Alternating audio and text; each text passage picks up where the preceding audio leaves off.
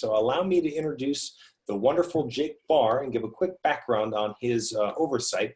Jake Barr is the legislative assistant at the Senate Committee on Commerce, Science, and Transportation, as well as the subcommittee on Consumer Protection, Product Safety, and Insurance and Data Security. Jake received a bachelor's degree in history and politics from Washington and Lee University. He is currently serving under the Senator Bill Nelson of Florida. So at this point, thank you so much, Jake, for being on the line. I see you've already unmuted yourself, and let's go to the phones or the chat window for any questions you might have for our special guest this evening. Yeah, thanks for the introduction, Brett. I'm happy to take all your questions, and I think just generally you're taking the first step by just trying to learn about the political process. That's the best thing you can do to get involved. Well, we'll start with this one, Jake. Thanks again for being here. And Andres, feel free to add your wisdom here as well. One question that's come up already earlier was from Beth, and she asks, are letters to local offices or national offices more effective and impactful? So local offices and national offices are interconnected. Our Florida staff, I work for Senator Nelson in his capacity as the ranking member of the Commerce Committee, as Brett mentioned. We work very closely with the 20 to 30 people that live and work in Florida for Senator Nelson. And actually, we have an interconnected system where if a letter gets sent in to a local office and it's related to something that someone in the national office works on, it forwards it along. And I think that the majority, if not all, of the offices have a system like that. So I'd say it's equal. I think I would just say, either when you're connecting with the district office or you're connecting with the DC office, it's just so important for members of Congress to hear from you and know that your issues are important back at home, and they won't be able to do anything or won't jump on anything unless there's enough folks out there speaking up, saying that there are some issues and some problems back in the district or back in the state, without hearing from folks like the folks on the call tonight. Yeah, I think actually it's incredibly helpful, especially for my current position. Let's say we deal with car defects. So when we hear about something in the national news, if someone individually is writing letters about the issues with their car and the process they've gone through, like for a recall, it's very interesting and informative to see that sort of anecdotal data from Florida and see what the citizen, the constituents are seeing and hearing and having to go through. So it's super helpful. Excellent. So one follow-up, the last connection back to this letter question, Jake, is have you seen it make a difference whether the delivery of the stack of letters is in person versus mail? Does that strategy depend on whether you deliver them to a staffer versus the member themselves? I think it's always more helpful to do it in person. So if you have an issue and you want to go to the local office in the congressional district or the senator's office, you'll probably get more FaceTime with staff if you actually go and trek to the office.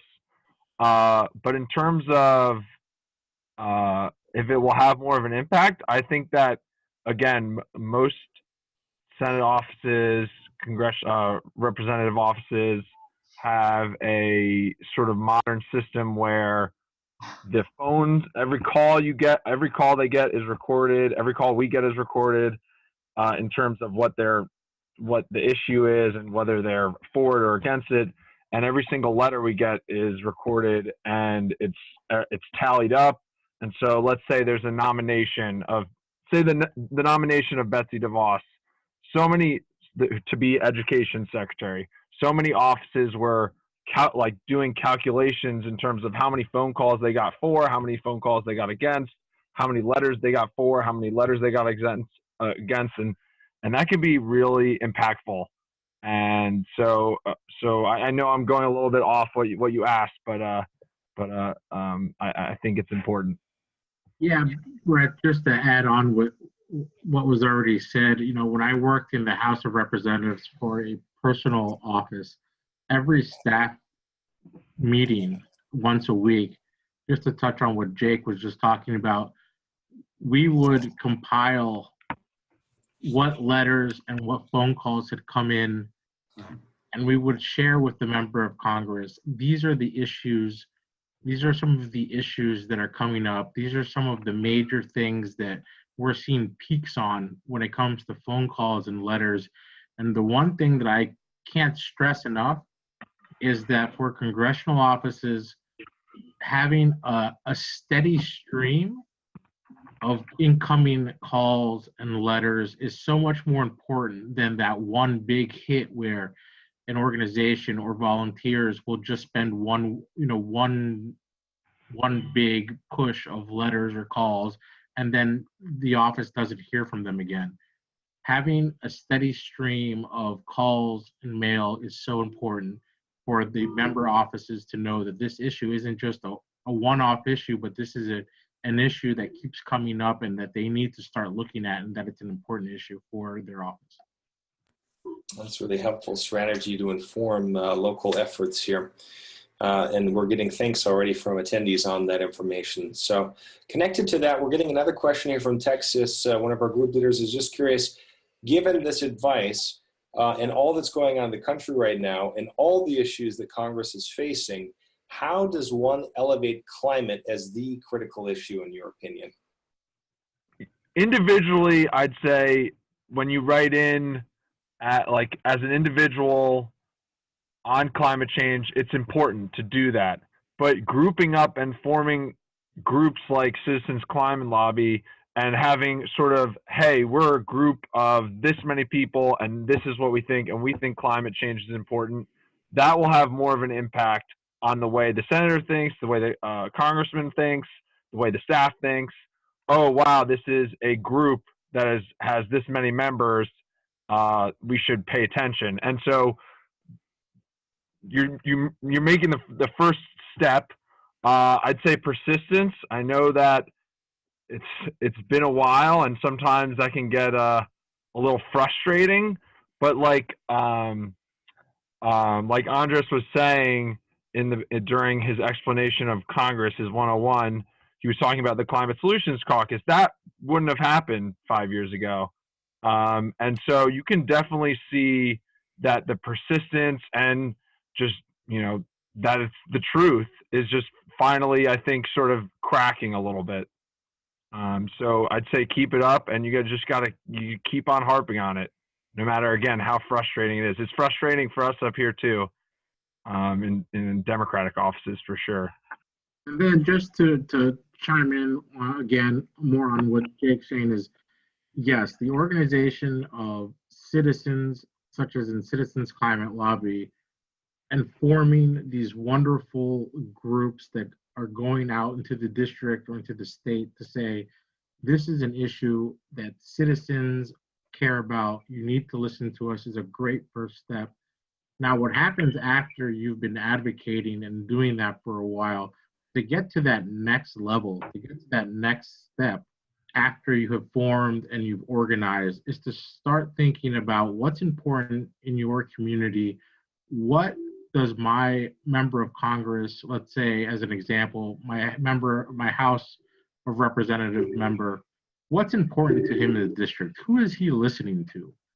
What kind of companies are in the district? What kind of groups that he listens to or she listens to are in the district? And then it's about, as a group of volunteers, going and trying to get those folks that such members of Congress listen to take them to meetings. So for example, if there is, let's say, a big environmental group in your district, such as, I don't know, I'll use Ocean Conservancy as an example, that your member of Congress has been listening to because, it's someone they trust and they've been working with them for a while. The next step is to bring them into meetings to talk with the member and with yourselves and show, it's not only us, but there's other folks and other groups and other organizations, and folks that you listen to, we all care about this issue. So it's bringing outside folks in as well once you've organized. Jim asks, how important is it to build a relationship with the chief of staff when we're already talking to a legislative assistant or director? It seems like I've seen them torpedo ideas as politically infeasible, and he's curious about when to bring them in. My guess is that if you're reaching out to legislative assistants, legislative directors, any of the staff, that the chief of staff knows about it, and that actually in some instances, if you have a personal relationship with the chief of staff, that can be helpful. But in most instances, most offices want you to go through the staffer who is responsible for the policy that you're dealing with. So usually that'd be an environmental and energy staffer. I think this sort of plays on a different part that Andres was talking about earlier. There's other, in terms of like, lobbying the Hill or lobbying representatives, you can also do other things in terms of reaching out to local businesses and saying, hey, we don't want plastic bags, or we don't want straws, or reaching out to other local, like city councils and boards of education and anything like that. That stuff, it sounds weird, but it trickles up. So the more stuff like that, every day we get a huge list of articles from Florida of the day related to all sorts of stuff. And, each staffer goes through and sort of sees what's going on. And if they see, wow, Tampa Bay city council just was meeting on banning plastic straws, that's a big move. That can have a real impact on what I'm doing as a staffer and what the senator's doing. So definitely there are other ways to go about lobbying that aren't directly related to talking to your congressman or talking to your senator. What I'm going to add on to the original question about meeting with the chief of staff over a legislative director or legislative assistant is completely what Jake's saying. Is you usually meet with the progression is usually you meet with the legislative assistant. They then take it up to the legislative director, who then chats with the chief of staff and member to see if it's right for their office. I would suggest, unless you have a personal relationship, the one thing you do not want to do is go around a legislative assistant or a legislative director and think that you're fooling anyone in the office by trying to meet with the chief of staff. As Jake mentioned, they're all in a very small office. Everyone's going to talk. If you have a relationship and you've been working with an LA or an LD, there really isn't, and you don't know the chief of staff, there isn't much reason for you to go and try to meet with the chief of staff unless the LA or the LD feels it's an appropriate move. Jake, I'll ask you a question just about committee oversight versus congressional offices, since you serve on two of them. What's the difference and how can we leverage them? Basically, the staff work in either one or the other capacity. You either work directly for a senator or representative in their personal capacity as the representative of the district or the representative of the state. The other type of staff is someone that works on a specific issue. So you'll have, and those staffers are called committee staff, and they work for committees. And those are the area, they're supposed to have an expertise in a specific area that the committee covers. So, for example, you have the Foreign Relations Committee that covers foreign relations, and all the staffers there will have some sort of expertise or background in foreign relations. Our committee covers a whole plethora of issues. It's the Commerce, Science, and Transportation Committee. That's the name of the full committee. And then the full committee, in either the House or the Senate, they'll all have subcommittees that work on specific issues. So, for example, for the past 2 years-ish, I was working on our Oceans, Atmosphere, Coast Guard, and Fisheries subcommittee, and then transitioned to and this is on the Commerce Committee. This is just a subcommittee. And then I transitioned to our Consumer Protection, Product Safety, Insurance, and Data Security subcommittee. And so they'll have different jurisdictions depending on the committee. So depending on the subcommittee. So the Oceans subcommittee will have to do all legislation and all has oversight and authorization capacity over the National Oceanic and Atmospheric Administration, the Coast Guard, and various other, like the Marine Mammal Commission and whatever else. And then it will also have jurisdiction over all the legislation that deals with oceans and then deals with those agencies and what they're authorized to do. And so on a committee, you deal usually on more of a national scale. It's less parochial. You deal with every single issue that any senator has that they want to get it passed out of the Senate. It has to come that deals with oceans or deals with product safety. It has to go through our committee, and we have to make sure that it, passes muster and makes sense for the health, from the Democratic perspective. Does it make sense to pass that bill? And there's the Republicans on the other side will do the same thing. And so that's sort of how it works. And actually, like I was saying, the Commerce Committee actually has a lot of oversight over, climate science. NOAA's the premier science agency in the U.S. government, and it actually also has oversight over NASA, which is one of the other premier science agencies. And so we deal a lot with how climate is researched and how the government talks about climate change and whatever else. Super fast, and this is just because this comes up a lot in conversations and on these types of calls. Jake, can you tell the participants how important it is to contact or not contact as constituents the committee?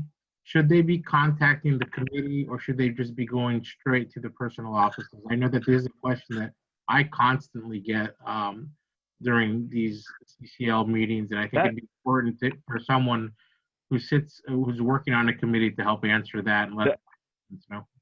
That's a great question, actually.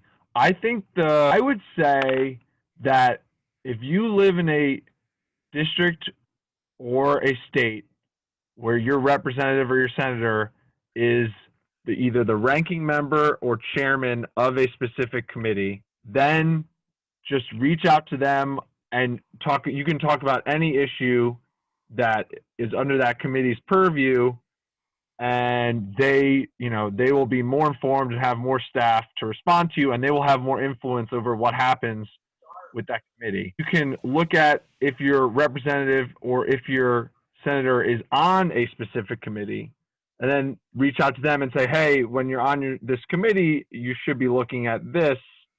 That is also helpful. Reaching out directly to the committee, I think as a constituent will have less of an impact than reaching out to your representative or your senator, because the committees are less responsive, I'd say, to individual constituents' concerns, and they're more responsive to the senators and however the senator is influences how the committee operates. Great. This is Catherine Bomboy from Nashville, Tennessee. From a strategic perspective, you talked earlier about, specifically talking to the staff member that deals with the particular topic. Is it more advantageous to link climate to health issues or national security versus environmental issues? And if so, how do you go about determining who on the staff is going to be more receptive to what you have to say about both issues, climate and I think it won't change from staff member to staff member. It will more change from office to office. Mostly all the staff members in a single office will have the same like approach to a certain issue, but office to office it will change. I don't want to. I can speak for, Senator Nelson and the Commerce Committee. I think we're pretty responsive to all arguments, in terms of how we need to respond to climate change. When you're just stereotyping here, but usually when you're speaking to Republicans, going at it from a sort of business environment standpoint, and how it will, how it will have an effect on consumers' pocketbooks and businesses' ability to, you know, expand and have profit opportunity. I'd say those are usually the better options for Republicans, and there's a lot of arguments that you can make regarding climate change that touch on those. But yeah, I'd say it's more office to office, and then usually I would say you probably won't have too much of an issue with Democrats, but Republicans, you want to really just hammer on those things. Let me add a little bit, if that's all right, if we have time.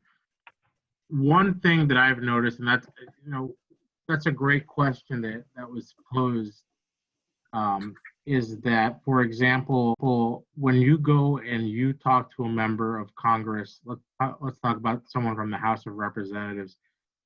If they're on a specific committee, so if they're on Homeland, chances are that if you can link back climate change to national security, that's going to be something their office is really interested in, right? So if you take a look at what committees they're on, it'll help guide you into what some of their interest areas are. And if you can then, what the committee is doing to how climate change impacts things on the committee or things that they're interested in or worried about, they'll be much more approachable, whether they're a Democrat or a Republican. I went and spoke to an office today, actually in Florida, Representative Val Deming's office, and they said, as you know, our member sits on Homeland Committee, on the Homeland Security Committee. Anything that's linked between national security and climate change is something that's going to get our boss immediately excited and interested.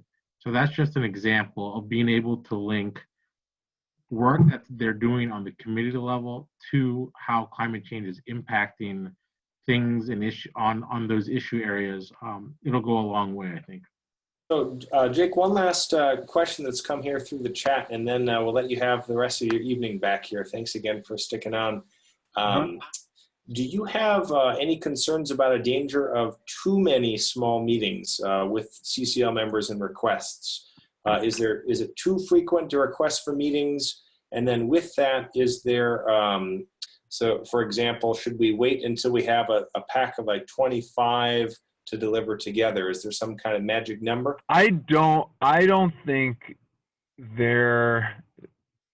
I think that you should always, if you're having a meeting, you should have points that you want to discuss that potentially are new, or if you're bringing in CCL members, people that potentially haven't done it before, or if they're constituents, I think that there's never a bad time for them to come visit the senator's office or our representative's office. In terms of the impact it will have, obviously, if you come so frequently, it will have, I think that it will have less of an impact every time you come, like lesser impact, because then the staffer will be like, okay, oh, here they're coming again to say the same things. But if you come with new ideas and new information or new letters or, something that you're working on, then I think meet as many times as you want. But definitely don't go to the point where you're just sort of parroting the same things you've been saying for a while, because if staffers have, but staffers, I'm sort of contradicting myself because I'm thinking on the fly, but staffers also do turn over a lot. There's Andres mentioned that the average age of an LA is 27, and I'd say the average length that they stay is not very long at all.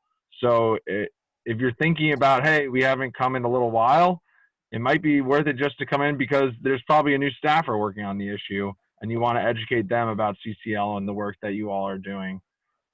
So short answer, I'd say that just be thoughtful about when you plan your meetings, but if you have any reason to come in, I'd say come in. And Jody asks, from your experience as a committee member, have you seen special interests have something new every time that they visit as well? Do special interests come in with new things every time? I'd say that someone like Andres is paying more attention to the beat of like what we're doing on a day-to-day. So he'll have more to discuss with us because he'll know exactly what we're up to. But it's more useful, I think, for staffers, and most staffers think this. They'll have more useful meeting when they meet with constituents because they're not sort of, they're from, you know, they have a different perspective and they're from the state. So they could have heard things that maybe in DC, if you're a special interest group, they're not really getting getting the point across as cogently and as directly as a constituent would potentially get it. So yes and no. Excellent.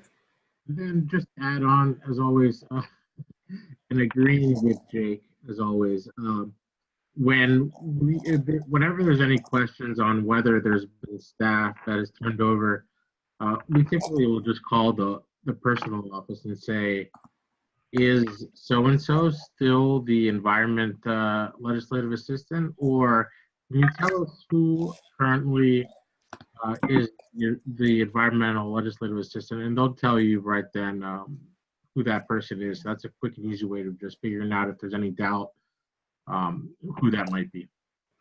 Excellent. Well, Jake, but again, thank you, Jake, for joining us tonight and your public service with Senator Nelson. Yeah, thank you all, and thank you, Brett and Andres. It's my pleasure. I just want to add that, you know, getting involved is so important. It's what got me, you know, just having an impact is what got me into public service, and just having constituents that are engaged and paying attention is so critical because, especially during this past year and couple years up ahead, we just need to be very vigilant about what is going on. So the more you pay attention and the more you're active, the less bad stuff that can be pulled without anyone noticing. So thank you again for paying attention, and please again reach out through Andres if you have any further questions. All right, wonderful, Jake. Have a wonderful night. Yep, you all too.